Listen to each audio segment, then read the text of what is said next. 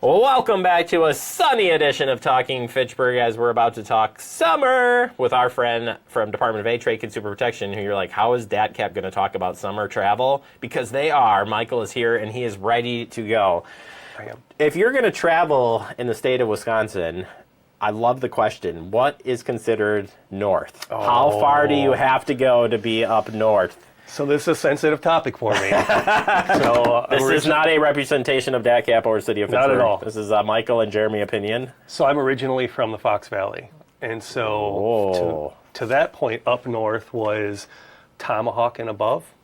And when I moved to Madison 15 years ago, it was fun to really listen. Everybody says I'm going up north, and it was Wisconsin Dells.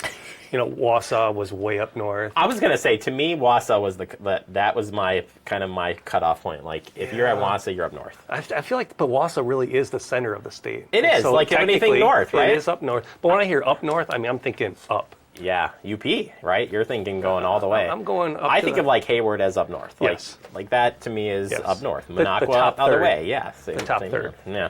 Anyways, to make smooth travel and not take our recommendation of how far north you have to go, it's really important as you're booking these things out and planning it that you're finding resources that are legit resources. And also, if you are traveling and find yourself in a pickle, so to speak, maybe there are some resources you could also buy into or find to learn more on protecting yourself. So we're going to go through, we've got a couple different scenarios here. The first one is traveling by plane. I was just telling you off air of a recent trip, and my plane was all weather related. But I was kind of curious thinking about my luggage, if it was lost, damaged, or ever going to make it back in my hands. But it's just interesting. When you're talking about traveling in a plane, what should people be aware of when we're thinking of those resources that not only just through you can always contact your airline, of course, but where there's other resources we can find? Well, I think going to the U.S. Department of Transportation's website, and they really are the central hub that handles complaints against those airlines. Certainly you want to reach out to the airline directly and see if they can help you out and resolve a situation.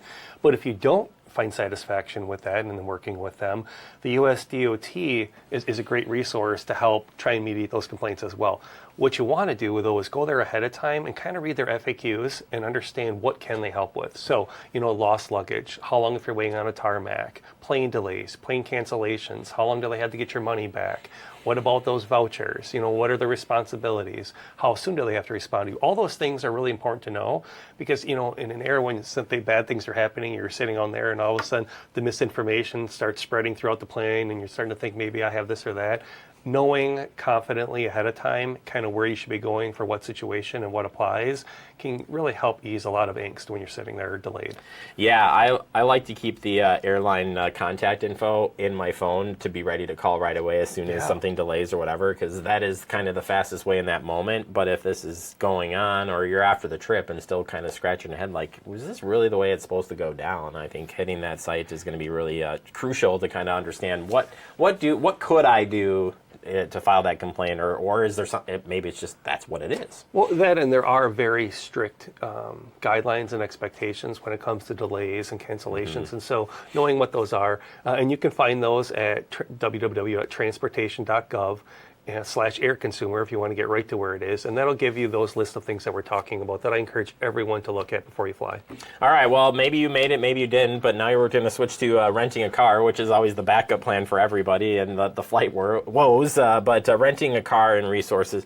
This one gets interesting because there are, depending what state you're in and the laws that are, it varies very quickly. So when a consumer is renting a car, there's just a lot of stuff there. So where do we even begin? Well, I think starting with how are you going to rent? There is car sharing platforms now. They're becoming more popular. Are you just going to saying, hey, what is it cheaper to just use a ride-sharing program?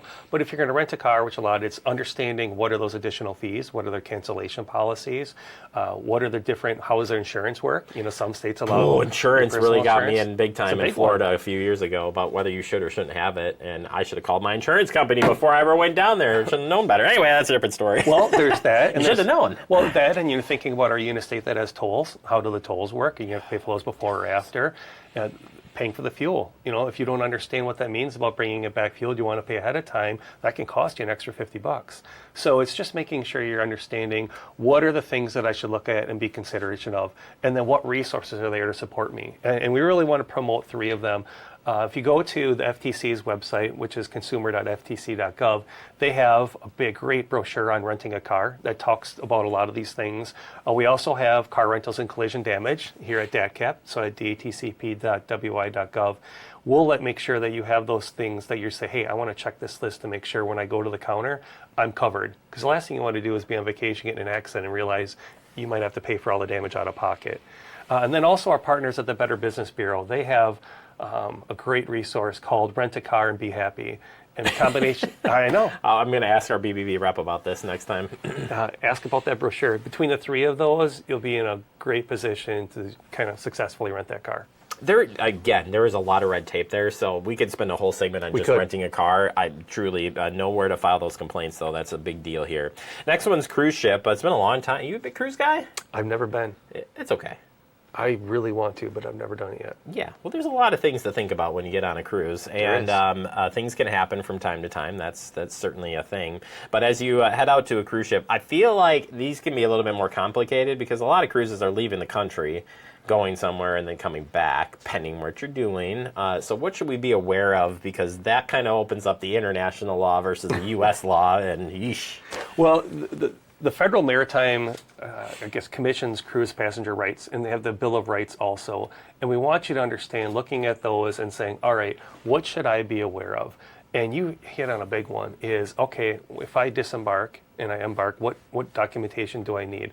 If I get on the cruise right away, am I good throughout? If I get to port, am I going to need, what's going to happen? But then also looking at what happens when there's an emergency on that cruise. Say we've seen the documentaries, we've seen it in the news when things kind of go sideways. What happens when you lose power? What happens when they're late? What happens, God forbid, that you go into a port and don't make it out in time? And all that's my favorite video to watch on YouTube is that person running it as the cruise ship's going. Like, what are you going to do to stop that ship? Nothing, not a darn thing. Right. But you are 100% right. Illness too is a big one, right? We saw a lot of people. All of a sudden everybody's sick on a ship and your ship's going to stop. Like, you're out of vacation. Like, there are just so many variables there. What do you do? There are, and that's why we really want to make sure we're advocating for these resources throughout. Is like the Federal Maritime Commission. It kind of has authority over a lot of those issues, but as long as that ship disembarks from the U.S. And so if you fly to Paris and then you get on a cruise there and you go, they can't help you. But as long as you leave from a U.S. port, they can help you out with a lot of those issues.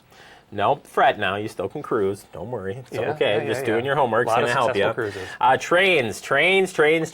Still a fun way to travel.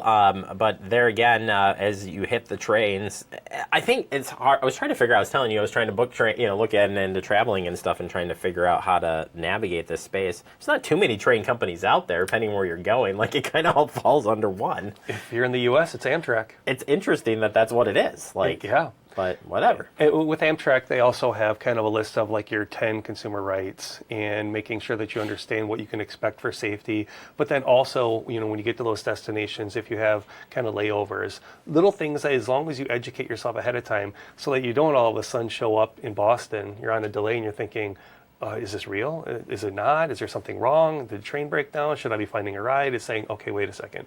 This is what I know the expectations are and what they can help with.